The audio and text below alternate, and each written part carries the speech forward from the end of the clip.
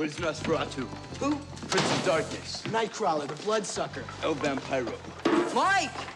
They're here!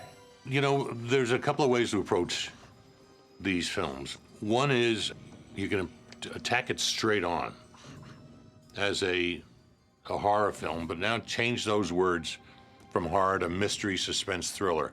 And you've got an approach to the film that you're asking the audience to believe everything they're seeing, that there could be a reality.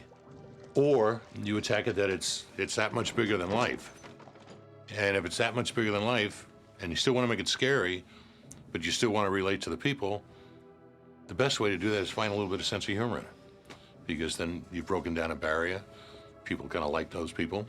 You can smile and enjoy them, and all of a sudden, when that thing appears behind them, you're going to scream before they will. The great Jeff Bohm really worked with me when we made it older and, you know, to use the horrible phrase, hipper, the unhippest phrase in the world.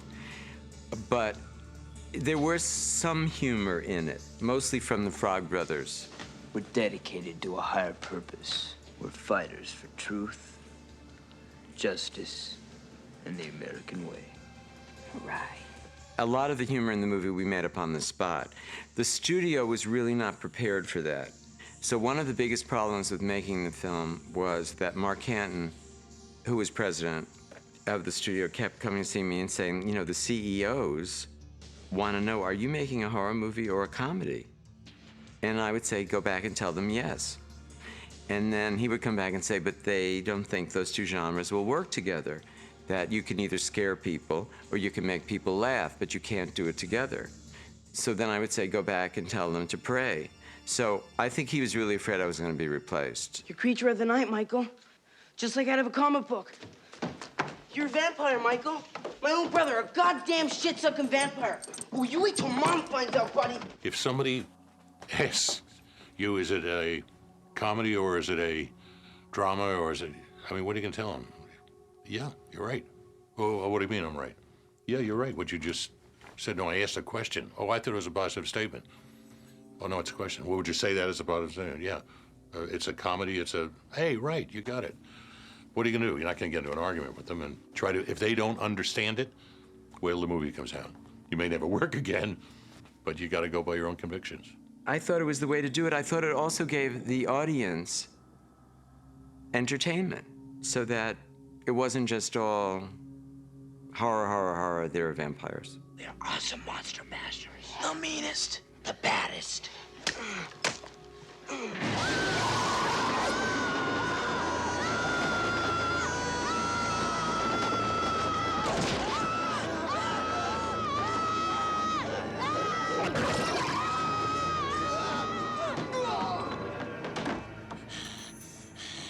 Holy shit! The attack of Eddie Munster! Get him! Then we had this research screening in Long Beach.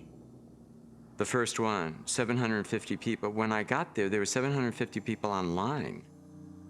And I thought, how do they even know about this movie? There's no stars in it.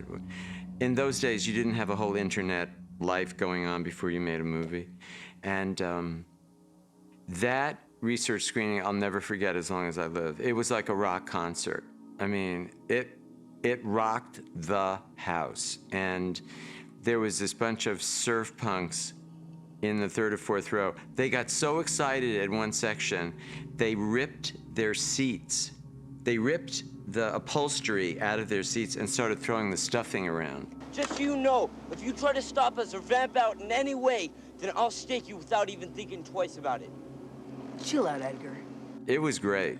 And after that, you never saw so many happy executives in your whole life. That was fun. That was really, really fun.